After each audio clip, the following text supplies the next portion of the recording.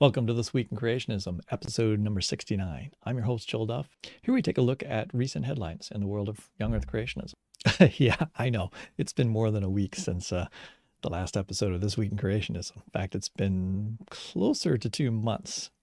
It's not a whole lot going on in creationism, but I had a lot of other things going on. And what I've done is I've responded to a lot of very recent stories in young earth creationism by doing, one-off videos. And so I'll actually show you some of the videos I made in case you've missed those. No, sorry, not going to show those videos to you. I will tell you about those videos, give you a brief, snapshot of them. Let's talk about the Ark Encounter record attendance. Are humans unique? Calvin Smith goes in depth once again. And we've got that, and we've got a few other things too. We've got all that coming up next.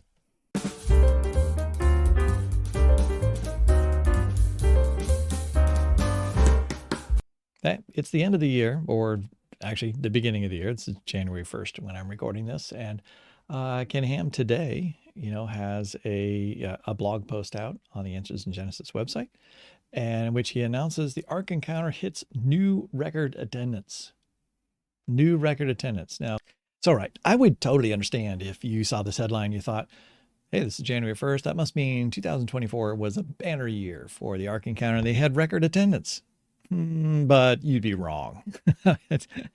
It's not quite what Ken Ham meant. Let's see what he meant.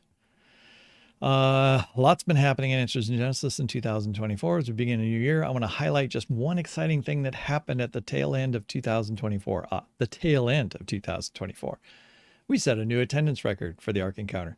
Now, you still might read this paragraph and think to yourself, at the tail end of 2024, a whole bunch of people came and we got over a new record attendance for the year, right? We got that extra push and we managed to set a new record. But no, you'd be wrong. It's like, what he's talking about here is on Saturday, December 28th, we had 10,600 guests at the Ark Encounter. Many of those guests came to enjoy the Christmas time in the evening. And so they had a concert series and they had some packed auditoriums, and that was record attendance. I'm not actually sure whether he even means that this was record attendance for like an event, like a concert, like this was their biggest concert. It's not exactly clear to me in this, because I believe they had more than 10,600 people for one of the days, very close to the very opening in 2017. So it's not a record. I don't think this is a record attendance for any single day. So you might be thinking to yourself, is that a lot? Where does that, how does that fit? Where are we at? Well, I could give you some numbers to put the number 10,600 in perspective. 10,600 is a very large number for December, because their typical December attendance is, for the whole month is typically somewhere in the range of 15,000 to 20,000.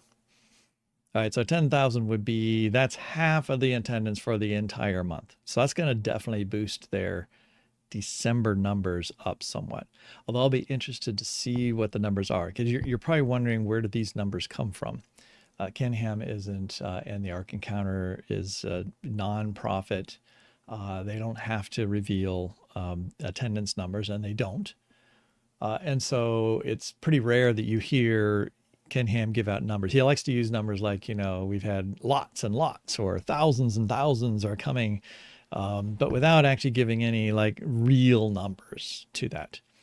But there are real numbers that we can obtain. By we, I don't mean me, but a friend of mine has obtained these numbers and shared them with me. These numbers are based on a 50-cent per ticket safety fee that the county, or maybe it's the city of Williamston, imposes on the Ark Encounter. So every ticket sold has an extra 50 cents, and then that has to be reported, because that's a public number which can be accessed. Then you can take those public numbers of like the amount of money they collect per month, and then because it's 50 cents per ticket, you can do a simple math, right, to figure out the number of tickets sold. Now this suffers from a couple things, right? So these aren't going to be the actual numbers of individuals that enter into the Ark Encounter. For one thing, you have kids, I think it's 12 and under this past year, are free. All right, so there's going to be a bunch of kids that are going to come to the Ark, and they're not paying. At least I don't think that, you know, their free ticket has a 50 cent attachment to it.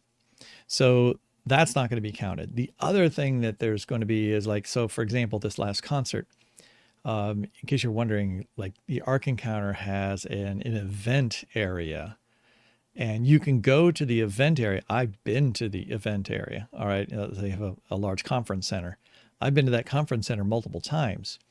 And if you just go to a conference there, you don't get access to the Ark. All right. The main, like the big attractions on the Ark Encounter theme, you know, grounds, because there's a lot of other stuff there. And so that would be the main, like, you know, teaching young earth creationism type, you know, thing, right? Is the Ark Encounter. That is the thing you have to pay for me as an adult. I just saw it was $64.99 right now for adult pass to the Ark Encounter. Then you have to tack on another $15 to park your car there, right? So pretty pricey to get in there. But the point is that for a concert, I think you can come. I think you have to pay the parking fee. Although honestly, I've been there and they've just waved me in. So you know, at times I haven't paid the parking fee. So I don't know what events they do, which ones they don't, but that doesn't have anything to do with the safety fee. So safety fee would be like buying a ticket. And I think those tickets are for, and somebody can correct me if I'm wrong about this, I think those tickets are for like the grounds, the Ark Encounter experience. And if you come for a conference, a lot of those are free. You know, like sometimes it's like I've just had to sign up to get a free pass, right? And you just show the pass and you come in. All right, so I'm not paying anything for that. So if they had a concert and they have 8,000 people there, that's not necessarily going to get counted in these numbers that are here. But this gives you this should give you an idea of the number of people that are going into the Ark. And you can see here that you know, obviously summer. You know, the summertime you have your peak. Started in July or late June, can't remember, first week of July of 2017. And then, you know, they have 135,000 people that month. And then you go down to, in December or January, you're down to around 20,000. Next year they got back up to 135,000. And then the second year, it was over the second summer. Actually, I guess that would be the third summer. That's when they hit their height, right? That's when they hit their peak in that third year. You know, total numbers are somewhere around 1 million visitors over the year. Then obviously you've got this down year here, but that's because right here you've got the pandemic. And then you have a somewhat of a rebound in which you have limited access to the Ark for part of the year. So that was like half, or it was a little bit less than half of the attendance that particular year. So then they did rebound from that the next year, but not as much as the year 2019. And then ever since then, I mean, essentially it's a slope, a gradual slope going down. All right. Total numbers each year have gone down. And it looks like 2024, other than the year 2020 with the pandemic, is probably going to be their lowest total paying customers, you know, going to the Ark Encounter. Oh, I forgot to add, there's also lifetime members. And a lifetime member has paid one fee up front for like continual access. So they potentially could be coming multiple times, and they're not going to get captured in these numbers as well. All right. So these numbers are certainly not perfect, but they give you a pretty good snapshot, I think, of like the general public coming, you know, taking their families and so forth and coming one time. And that shows you that attendance has been relatively stable, slight decline over time. Yeah, the interesting thing here is that when I visited during the first week of the Ark Encounter's opening, it literally was, you know, a parking lot, and then you drive there, you're taken on a bus to the Ark Encounter, you get on the Ark, you get off, and there was, I think the restaurant was there. But other than that, it's barren. Like there's nothing else there. All right, so it's just the Ark, get off, that's it. That was the entire attraction. They've been working, of course, hard to add new attractions, and they're adding more right now. They're adding it. It is going to be a whole giant amusement park, right? They've got zip lines, they've got movie theater, 4D movie theater, they have a carousel, they've got the conference center, they have a bookstore, they got a restaurant, they've expanded the zoo. I mean, it's there's a lot of stuff there now. Right, there's a lot more things to see, and there's a kids playground, and there's, there's a bunch of things that would be like more attractive, and they've, upped the price by 15, $20 per adult to go in over this time. And there's just a lot more there. And, this is like, this is the challenge of any museum, is how to get people to come back, once they've seen what you have. And one of the ways you get people to come back is you put new stuff in, right? New attractions, like something you didn't see this, did you? Well, you got to come back again. So they're basically, on the treadmill of like, you got to just keep building. You got to keep making it bigger. You got to keep adding in order to get a percentage of those who already came to come back, because you're not going to get 1 million new people every single year to come. And they haven't been able to achieve even that parity, right? So it's been going down despite the great additions that they've added to the Ark Encounter park. So that's a big challenge going forward. Now, so it's never reached the I guess the promised levels of 1.4 million to 2 million, or maybe sometimes. I remember I actually have an original promotion that Ken Ham, when they were like raising funds, that I think on that one they talked about 1.6 to 2.4 million a year was their projections for the number of visitors. And they certainly built a parking lot that could handle that, right? So they were anticipating, like very, very large numbers. And I don't think it's ever quite gotten, well, obviously it's never gotten to that point. But for those who think it's just going to fall apart and it's soon going to, meet its demise, I've got news for you. I mean, the Ark Encounter is going to continue to exist, and it is a success in the sense that it can sustain itself. Answers and Jest still needs an enormous number of donations. They just had another $8 million campaign to raise funds for new buildings. But with 1 million people coming in and the amount of money they're going to spend on the hotel, they have a hotel next door too, which I assume they're profiting from, although it's a little fuzzy in terms of like the relationship there. But they have the restaurant and all that, right? There's a lot of ways to make money there. It's a lucrative operation. And they have a lot of volunteers, right? A huge volunteer staff in the summer. So that doesn't mean they don't have a lot of expenses. One thing you do when you add more buildings and you have a zoo, zoos are notoriously expensive to run, right? So they have a lot of facilities. And as you add more facilities, you add more infrastructure cost. And so that baseline cost of just keeping the doors open is always going up. And so that's the challenge of any park. You could grow, you want to grow larger to attract more people, but if you don't, you end up creating a very serious financial situation. But anyway, I don't think it's disappearing anytime soon.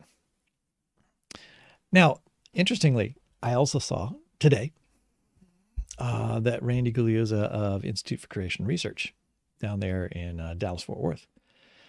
This is we'll say the second largest young earth creationist apologetics ministry, and is sort of the original young earth creationist ministry. When they're in California, they've moved to Texas, and they've built their own creation museum, the Discovery Center. And that opened a couple of years back. I've not been there. I've been looking for people who have reviewed it. I cannot find reviews at this place or extensive pictures of what's inside. It's a kind of a mystery to me. I've seen some of the plans and what's supposed to be in there, but there's very little chatter about it. I mean, it seems to be a very, local to that area. I don't really hear about people taking family trips to go down there. I mean, I know lots of people that have taken trips to their family vacation is built around going to the Creation Museum and the Ark Encounter. I have never heard anyone say, yeah, we're going to the Discovery Center in Dallas, Fort Worth. I don't think it's on most young earth creationist radars. But they, it is a multi-million-dollar facility. And so Randy Gugliosa did publish numbers. This is the first time I've seen a number from them. And so here it is, right? He announced that they've crossed the 44,000 visitor threshold in 2024. The fact they're saying they crossed the threshold means that they haven't reached that threshold in the past, right? So they've been under 44,000 total visitors for the whole year. But the Ark Encounter has 115,000 visitors. Well, this last year, their max was like 106,000 in 1 month, right? So 100,000 in 1 month versus 44,000 over the entire year.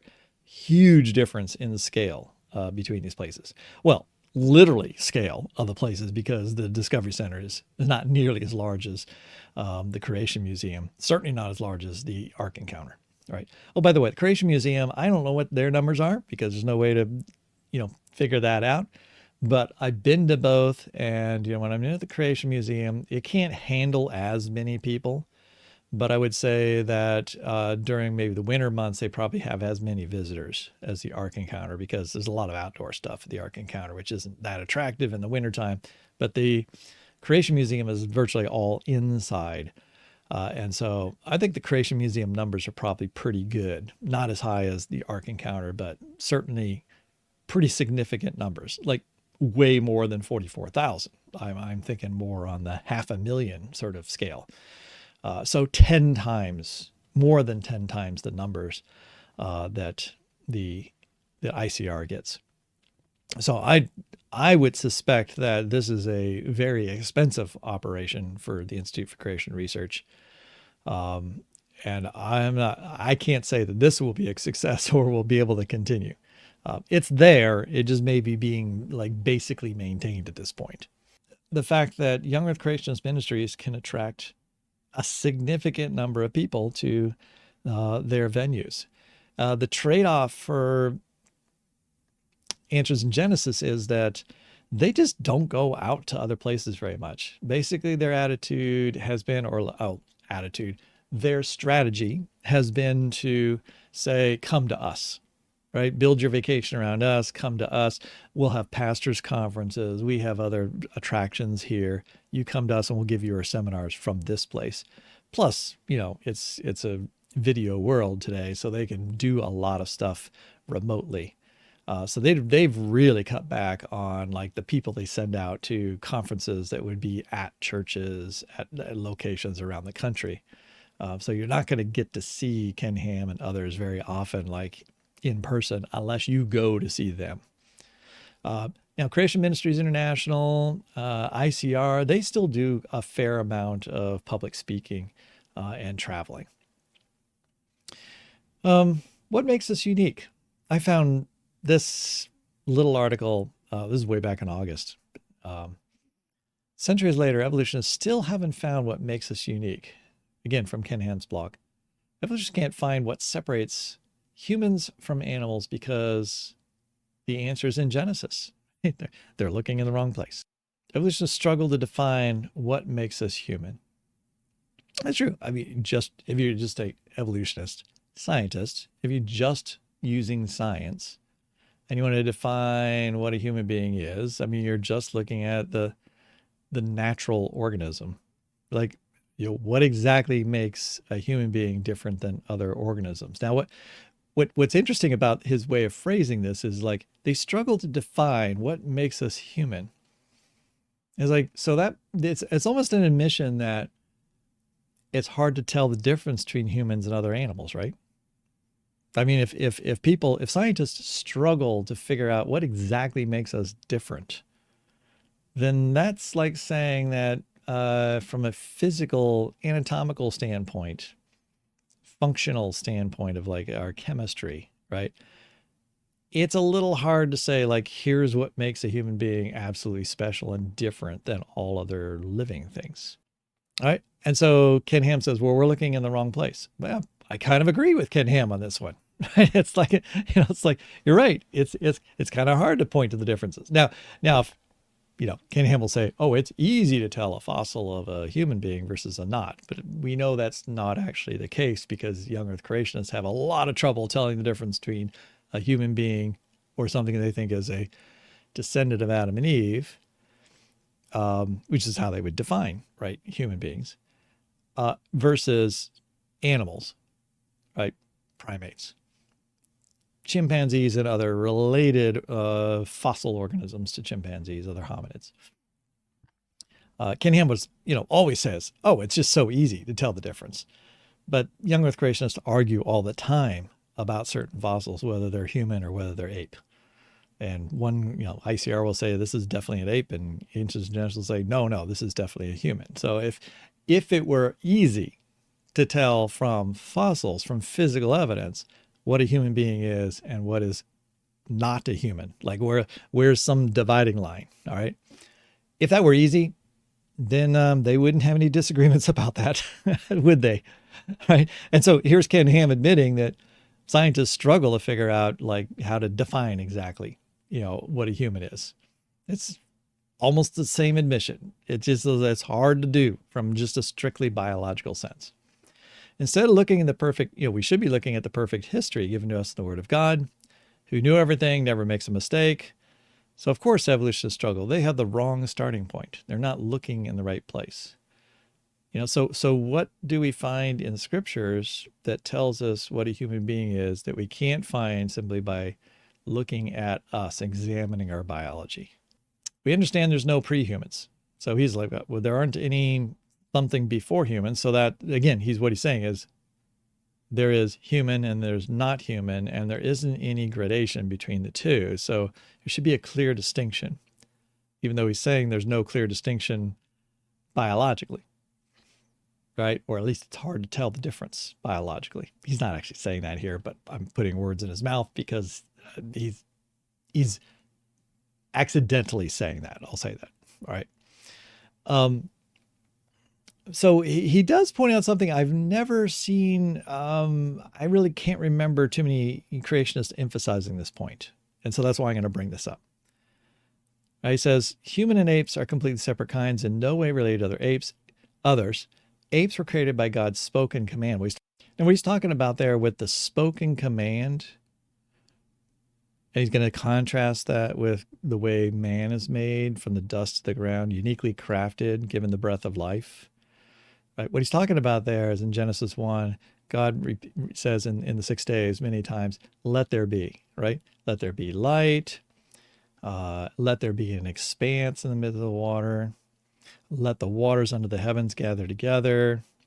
Let the earth sprout vegetation, plants yielding seeds, fruit trees bearing fruit. And the earth brought forth vegetation.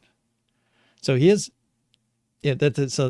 Cunningham's saying here is created by spoken command, which kind of the way you read that here, you might think is like God speaks and then there it is.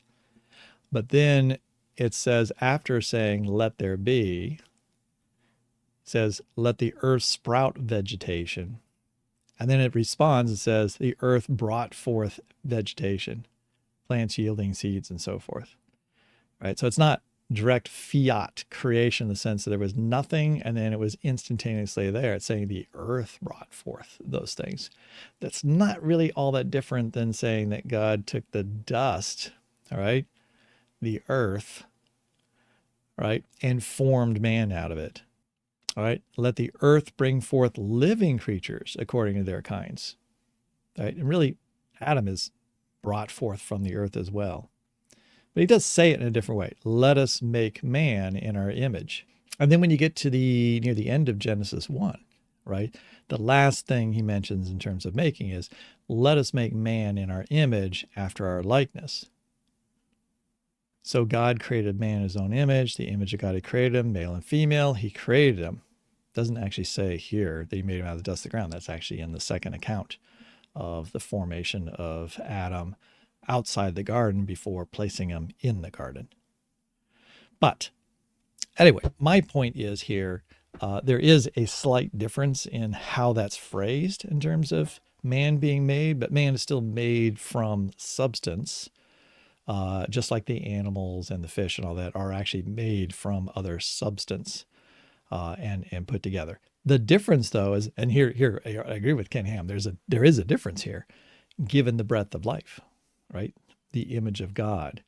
That's something different than something that we would think of as being a biological difference between the animals and ourselves. So everything else described is really describing things in the same way, making things in the same fashion. And so then he goes on to say, and the something evolutionists are seeking makes us distinctly human is also revealed in God's word. Humans alone bear the image of God.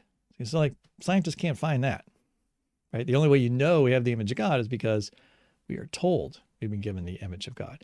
Now, I'm not going to go over the different, the three main, descriptions of what the image of God is, because there's a lot of discussion about exactly what is the nature of being made in the image of God. But most of those descriptions don't have a physical sense to them. So anyway, just I thought it was fascinating that Ken Ham is just going for the, like, really there's nothing really that's like scientists can't figure out what the difference is, right? Because all they have is the physical nature. And the physical nature is, not really that terribly unique, right? So this is the unique thing. Moving on. Calvin Smith, CEO of Answers in Genesis in Canada, continues to pump out a long string of really obnoxious videos. I don't know how else to put it. He's extremely smug and confident. And the scripts he writes are unusually, how can I put this? Unusually wrong. I mean, for a young earth creationist. I mean, he is the epitome of cobbling together all kinds of creationist ideas, but thinking that he is a bigger thinker somehow. I mean, look at the title of this. I studied evolution in depth. And here's why I don't believe it. Right? Here I am. I'm this academic, and I've really studied this topic, and therefore you can trust me. And look at this, where I'm sitting, right? I'm surrounded by books. A super knowledgeable guy. Right? I've read all these books, and so I know this stuff, and so you can trust me. The thing is that he doesn't know anything. I mean, this whole video, this particular video, is just chock full of basic misconceptions about science and biology and evolutionary theory. And I'm not going to talk about all those misconceptions. I decided, one time I thought I would do a whole video about this. But there's a YouTube channel called Creationists, and the author of that particular channel has done a fantastic job of breaking this whole video down as an evolutionary biologist, really getting into the nitty gritty and kind of using it. He and a friend of his kind of using this particular video to actually illustrate and teach what it is that evolutionary theory actually teaches, right? By looking at his misconceptions. It's really a really great breakdown of that. I did want to point out one thing from this picture, right? He's saying, I read all this material, or I've studied everything in depth. And then I just had to chuckle because you can't read most of the types of books that are here. I'm pretty sure some of this is like maybe photoshopped in the front or the back. They're probably not books about evolutionary theory. They're just whatever books were around. But you can see one book. In other words, it was intentionally placed so that you could read the title. That's Replacing Darwin by Nathaniel Jensen. And that is, Nathaniel Jensen is a PhD who works for Answers in Genesis and wrote that book, Replacing Darwin, talking about a bold title, right? And it's almost like Calvin Smith saying, like, yeah, here's the thing you need to read, right? I'm replacing Darwin.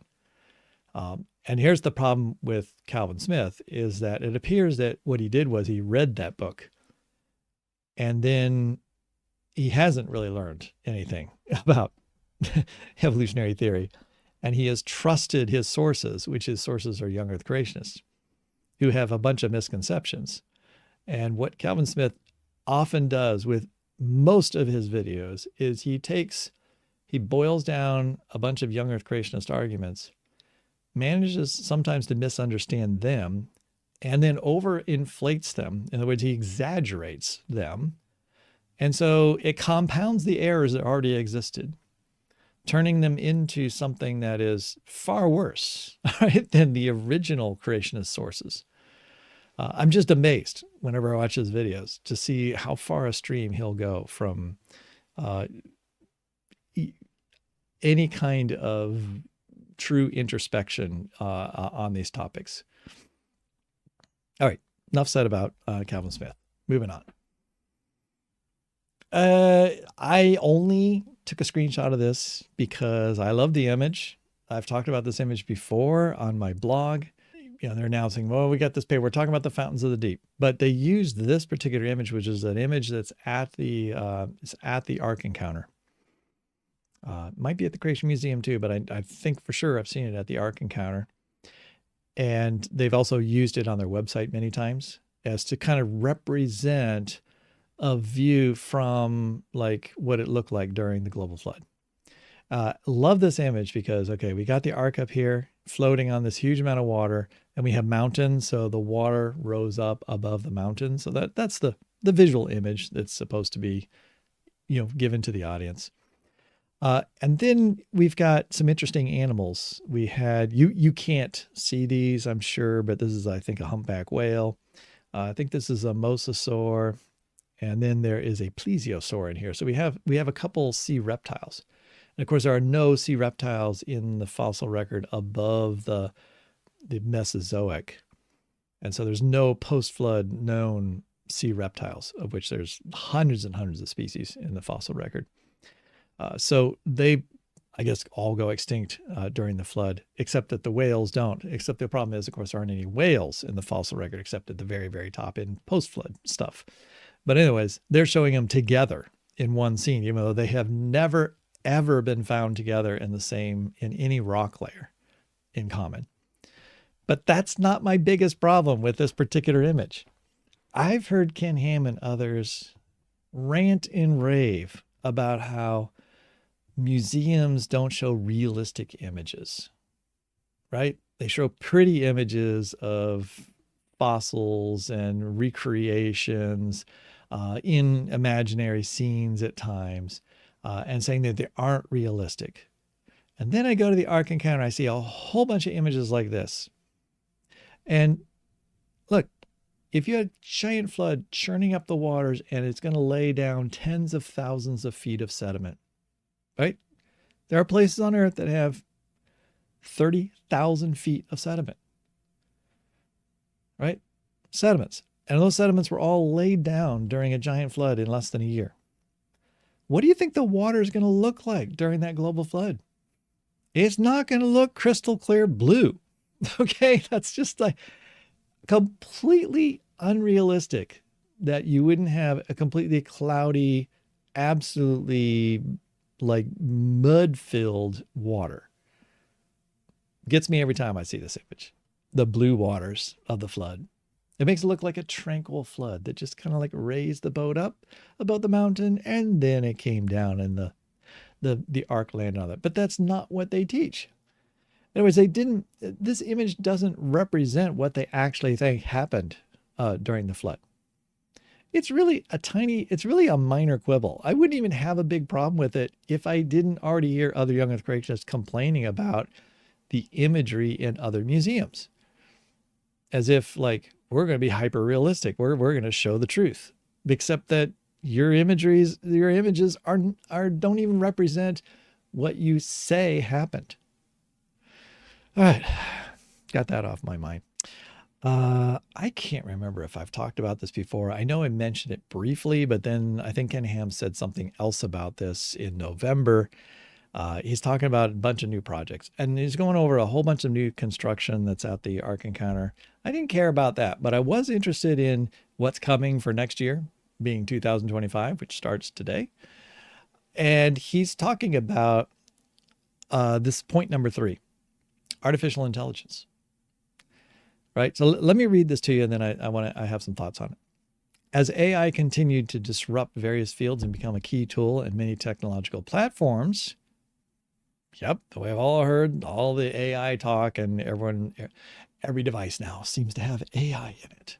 It's just a catchword, buzzword.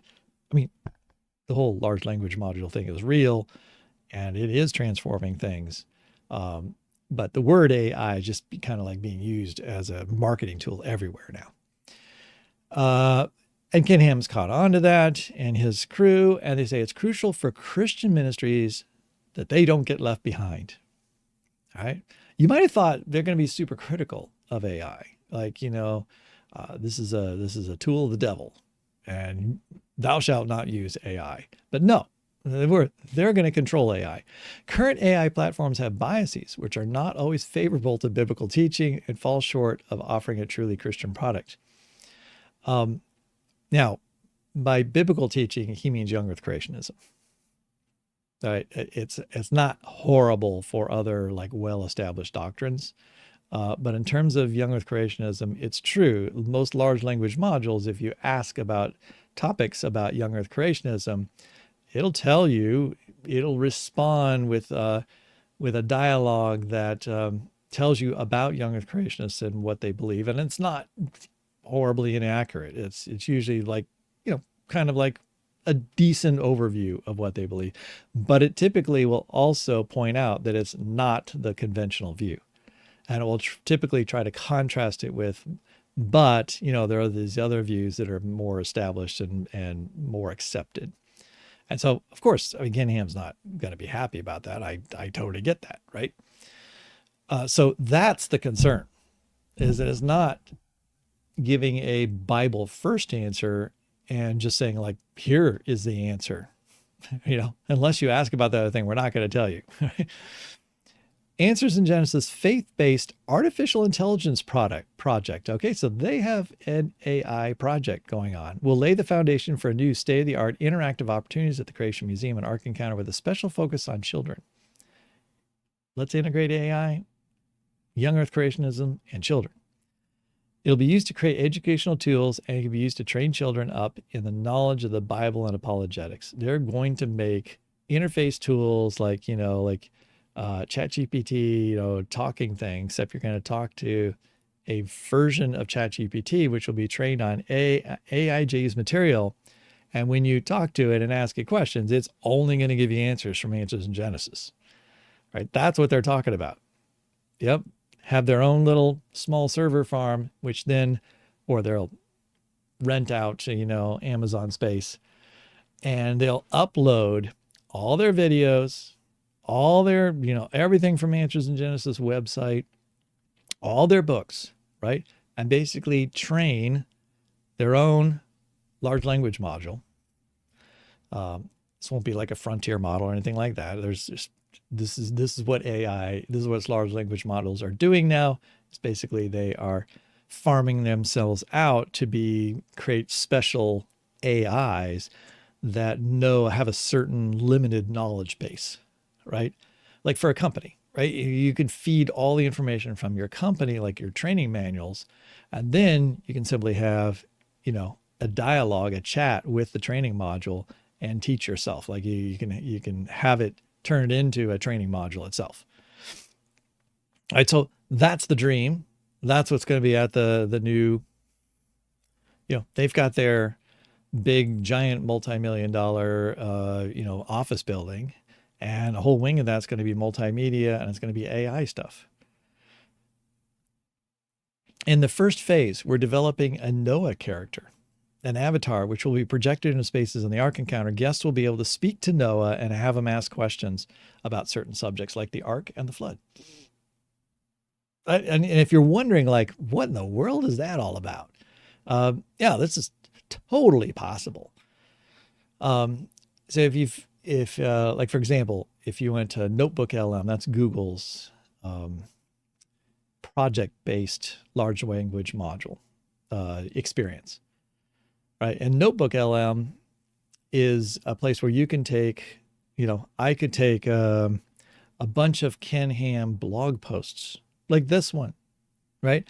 I could upload them to Notebook LM and it will generate a podcast in which they have two people talking to each other about what they learned from this.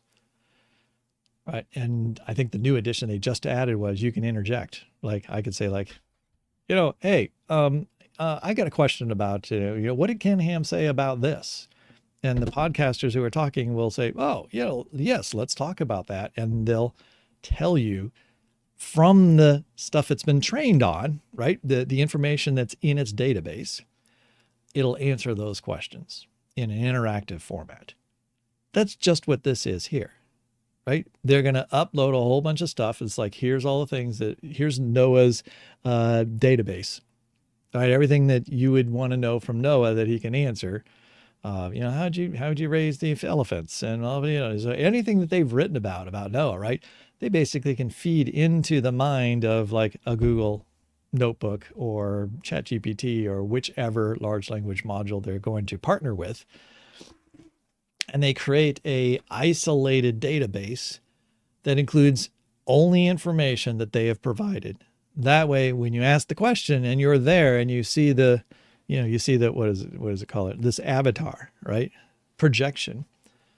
You can simply just ask it. You can just talk to it, right? And ask it about the animals and ask it about like how long it took you to build this and how did you build the ark and what did you do afterwards and, how did you manage to live that long and all that stuff, right?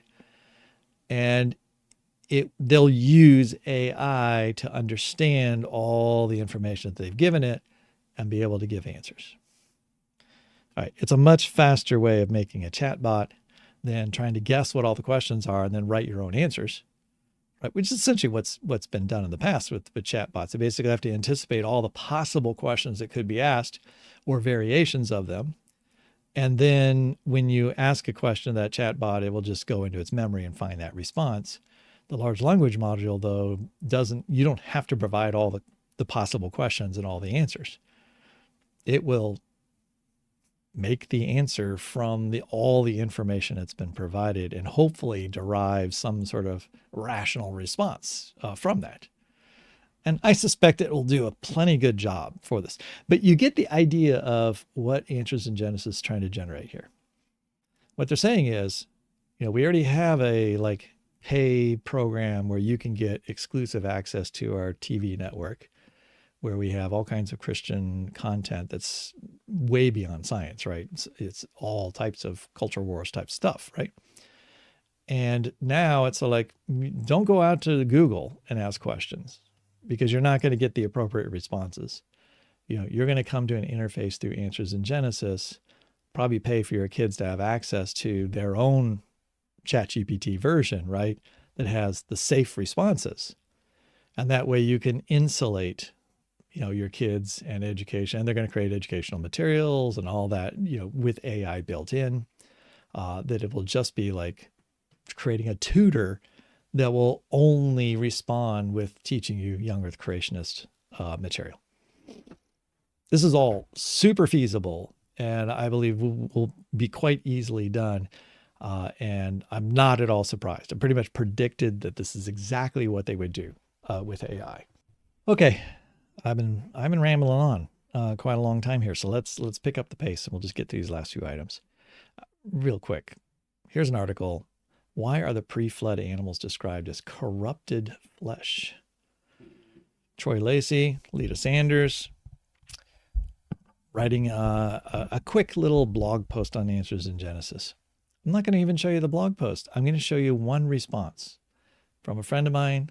I'm going to show you his name because I think you ought to go follow Geo-Christian blog post, his blog called The Geo-Christian. And he writes great responses on Facebook to lots and lots of comments.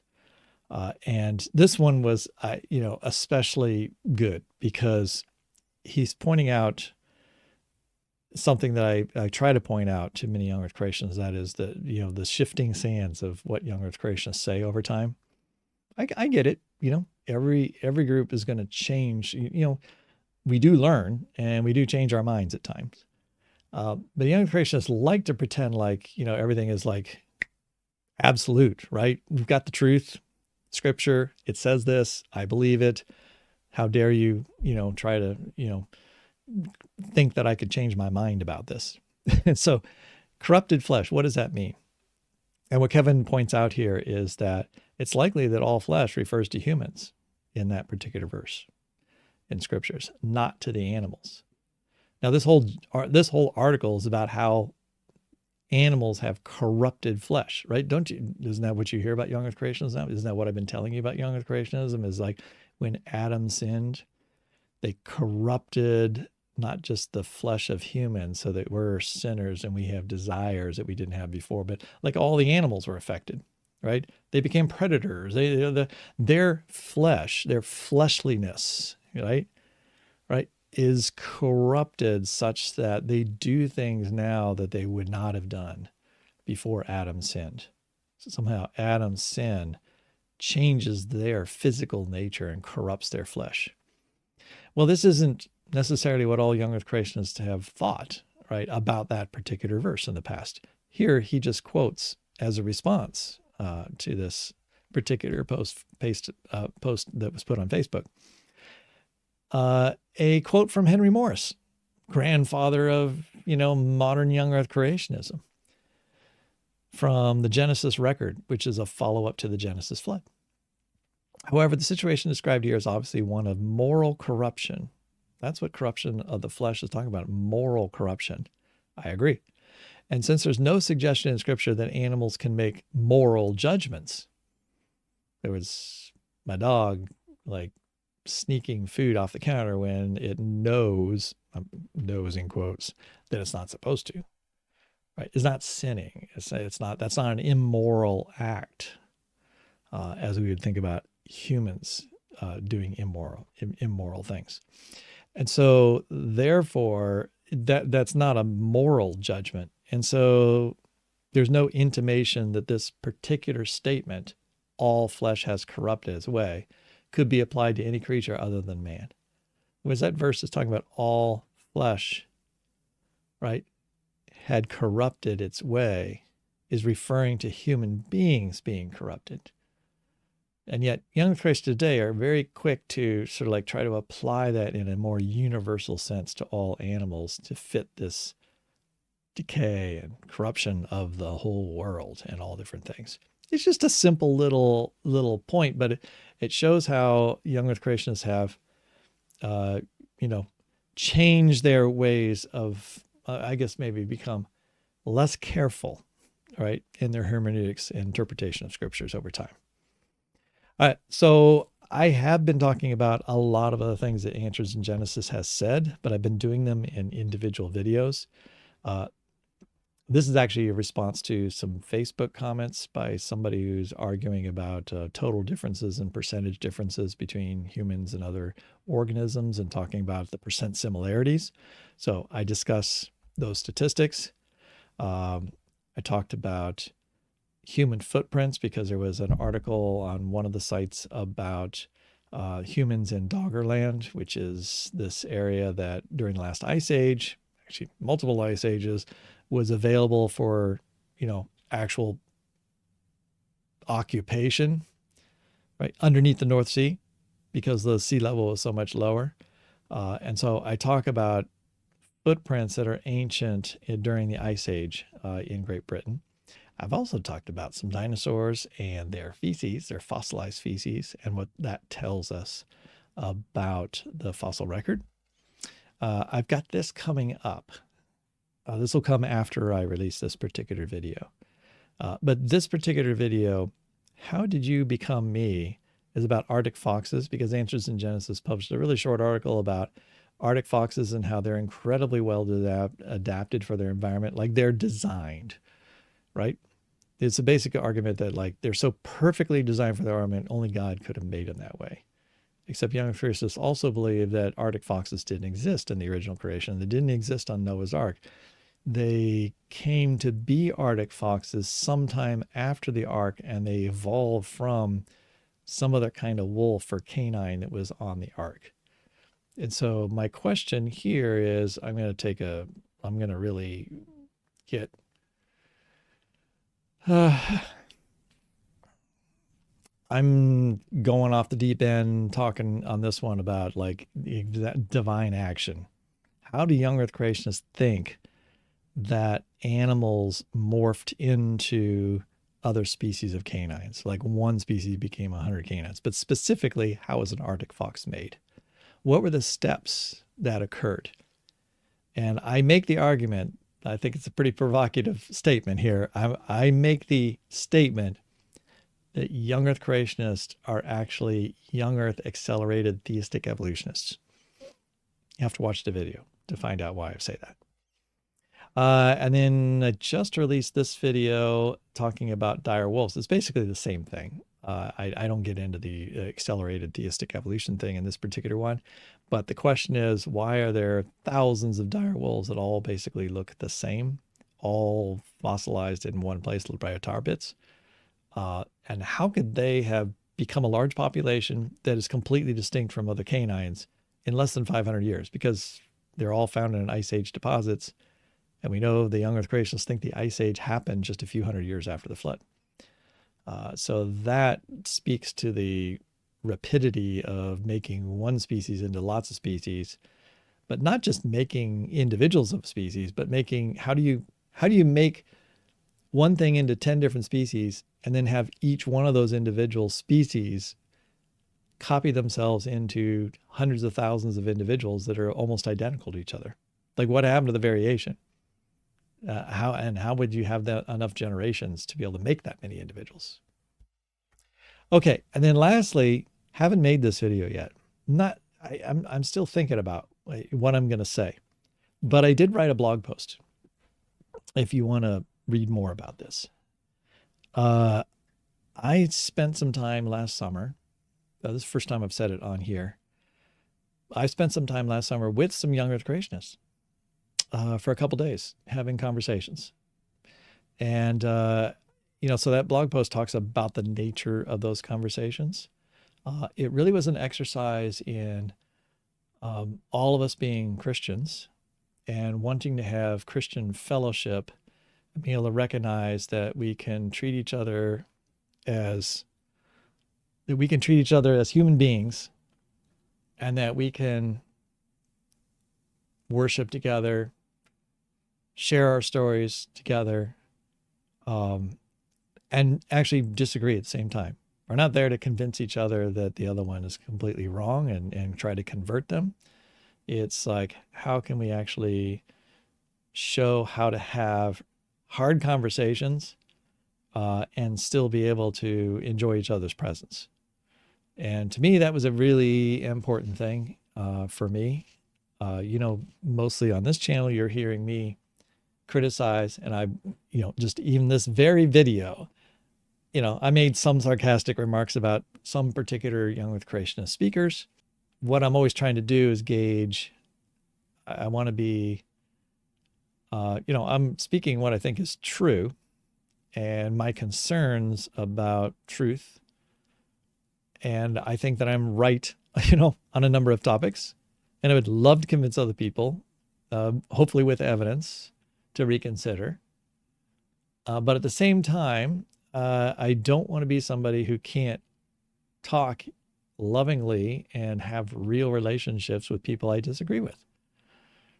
And so that's the purpose of one of the purposes of this event is getting together, people from two different sides that disagree on a lot of things, but do share one really important thing, and that is a life in communion with Christ, and how that can take precedence.